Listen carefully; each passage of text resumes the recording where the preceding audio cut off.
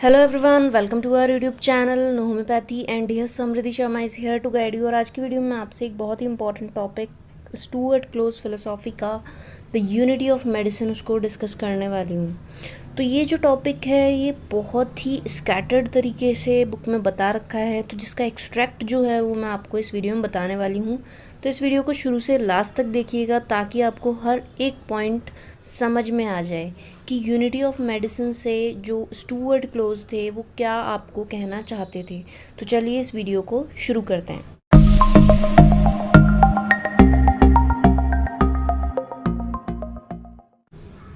So first of all मैं आपको बता दूं कि बहुत जो एम्फेसिस है वो ये है कि you should consider patient as a whole. Okay, unity of medicine का मतलब क्या है वो भी मैं आपको बताऊंगी, but first you have to consider a thing that is a patient as a whole. ठीक है, हम देखते हैं कि जब हम एमडी कर लेते हैं तो इस बहुत तरीके के स्पेशलिस्ट बन जाते हैं। ओके, यूजी लेवल में सब जो हैं वो बराबर रहते हैं, बट एमडी के बाद जो स्पेशलिस्ट बन जाते हैं दैट द पहले फिजिशियन कहलाते हैं, उसके बाद जो है वो स्पेशलिस्ट बन जाते हैं। गैस्ट्रोएंटरोलॉजिस्ट है, और हम देखें कि कार्डियोलॉजिस्ट है। ओके, तो अलग अलग तरीके की जो फील्ड हैं उसमें स्पेशलाइज्ड एक इंसान हो जाता है। ठीक है, लेकिन अब ये नहीं है कि जैसे कार्डियोलॉजिस्ट है he should focus only on the heart. Okay, कि मरीज़ गया उसके पास किसी फिजिशियन के पास तो उन्होंने सिर्फ उसका हार्ट देखा। नो, उसके बाद भी मतलब उन्होंने कार्डियोलॉजी जो है उसमें स्पेशलाइज्ड हुए हैं वो, लेकिन उसके बाद भी उन्हें मरीज़ को एज अ होल ही देखना है।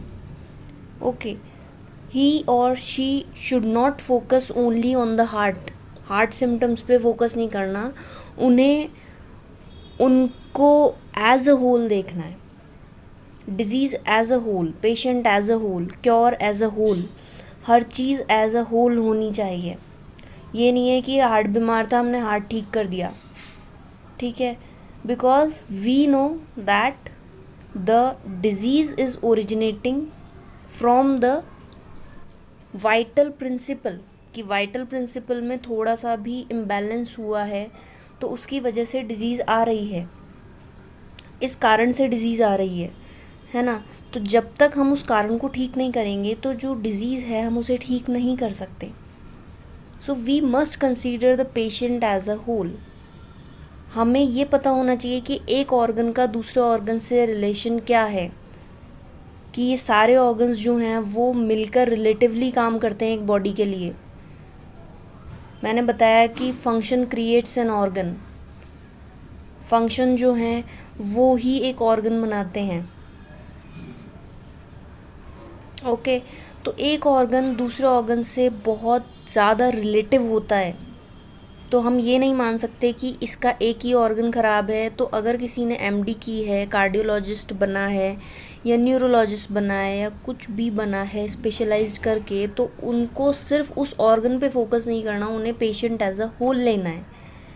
ठीक है, सो हमें ये समझ में आ गया पेशेंट एज अ होल क्या है। अब हम देख लेते हैं थोड़ा मेडिसिन से रिलेटेड कि मेडिसिन में क्या चीज़ें हैं। Cure relates to a case as a whole, कि क्योर भी जो हो रहा है वो भी एज अ होल होना चाहिए, वो किसी पार्ट का नहीं होना चाहिए, किसी ऑर्गन का नहीं होना चाहिए। Cure should be as a whole, क्योंकि सारी डिजीज़ जो हैं ओरिजिनेट करती हैं as a disturbance of life principle. Vital force disturb हुआ, डिजीज़ ओरिजिनेट हो गई। ओके, तो जब डिजीज़ जो है वो ओरिजिनेट हो रही है by the disturbance of the life principle, so the cure should also be taken in to the notice that we have to treat the life principle first. बीमारी उसके डिस्टर्बेंस से आई है तो हमको उसको ठीक करना है, बीमारी अपने आप ठीक हो जाएगी। You should first consider this. Okay, now curative remedy through the media of nerves and blood vessels act first upon the life principle. जो भी आप दवाई दे रहे हो वो नर्व्स और ब्लड वेसल से होती हुई पहले वाइटल फोर्स पे एक्ट करती है, okay, and then upon the affected part in a perfectly natural manner. फिर अफेक्टेड पार्ट पे क्यों? क्योंकि आप देखो कि ऑर्गन्स जो हैं वो एक दूसरे से कनेक्टेड हैं, दे आर नॉट डिफरेंट, वो सेपरेट नहीं है। ऑर्गन्स एक दूसरे से जुड़े हुए हैं और उनको जोड़े हुए है जो वाइटल फोर्स है उसने जोड़ा हुआ है। तो जब वाइटल फोर्स ठीक होगा तो ऑर्गन अपने आप जो है वो अपने फंक्शन जो है सही से परफॉर्म करने लग जाएगा, okay. Homeopathy recognise the individuality of each drug and substance in nature and second each patient और केस। होम्योपैथी ने इंडिविजुअलिटी पे फोकस किया है। कैसे?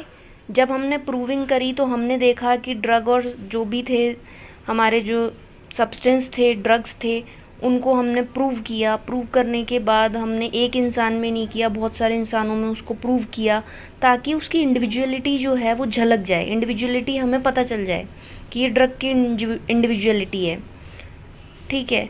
फिर हमने उसको हर इंसान में दिया था तो हमें इंडिविजुअलिटी हमें पता चल गई, पेशेंट की भी, केस की भी।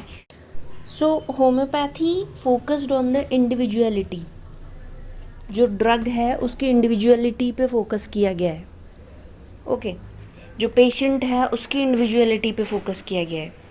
Drugs in the crude form and ordinary so called physiological dose have the power to make even well people सिक।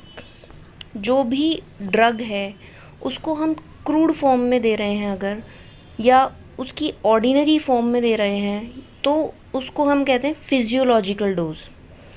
तो वो फिजियोलॉजिकल डोज है, उसके पास इतनी पावर होती है कि वो एक सही इंसान को भी बीमार बना देता है, एक हेल्दी इंसान को भी बीमार बना देता है। Same agent which is relatively large quantities damage और destroy activity will in relatively small quantity stimulate it. जो भी आप सेम एजेंट दे रहे हो, यानी कि सेम दवाई दे रहे हो, अगर आप उसको बहुत ज़्यादा क्वांटिटी में दे रहे हो तो वो डैमेज करेगी या फिर एक्टिविटी डिस्ट्रॉय करेगी।